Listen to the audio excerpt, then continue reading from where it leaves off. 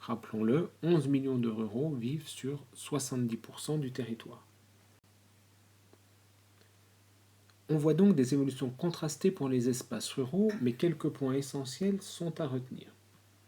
Tout d'abord, on s'aperçoit donc que les espaces ruraux qui sont éloignés des centres urbains poursuivent généralement leur déclin. On constate également qu'on a 5,5% de la population qui vit sur 26% du territoire, ce qui nous montre effectivement des densités très faibles.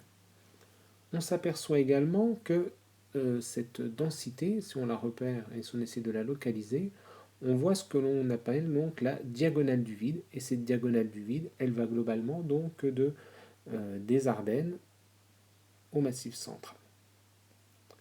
On peut aussi relever un point important qui est ce qu'on appelle la fermeture des services publics et des commerces de proximité.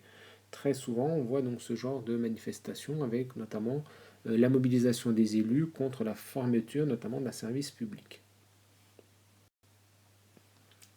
Néanmoins, il faut rester attentif à ces évolutions des espaces ruraux, car dans cet article très récent, selon un rapport de l'INSEE du 31 décembre 2015, on s'aperçoit effectivement de quelques particularités.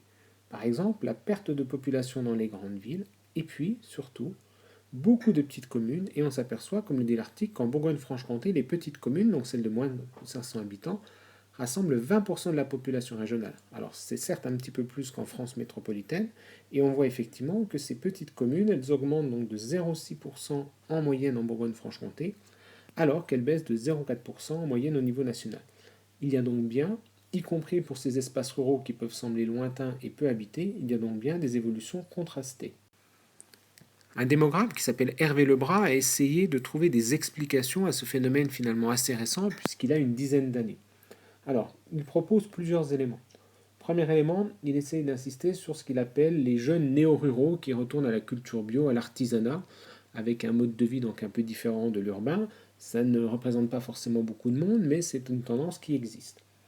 Autre tendance, des retraités qui abandonnent la ville, soit pour des raisons de coût, soit pour des raisons notamment aussi de qualité de vie. On se projette davantage dans des éléments à la campagne, voire parfois avec un retour dans la ville, dans la campagne de départ. Troisième phénomène qui a existé il y a quelques années, qui est un petit peu moins fort aujourd'hui, le fait que des étrangers fortunés, par exemple, acquièrent des demeures.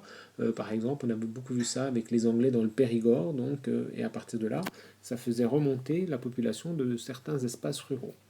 Et puis, tendance plus récente, des cadres qui investissent véritablement leur résidence secondaire, qui en font leur lieu de travail, et cela est rendu possible donc grâce au travail à distance. En analyse finalement, Hervé Lebras revient sur une idée forte, c'est que l'espace prend une valeur importante.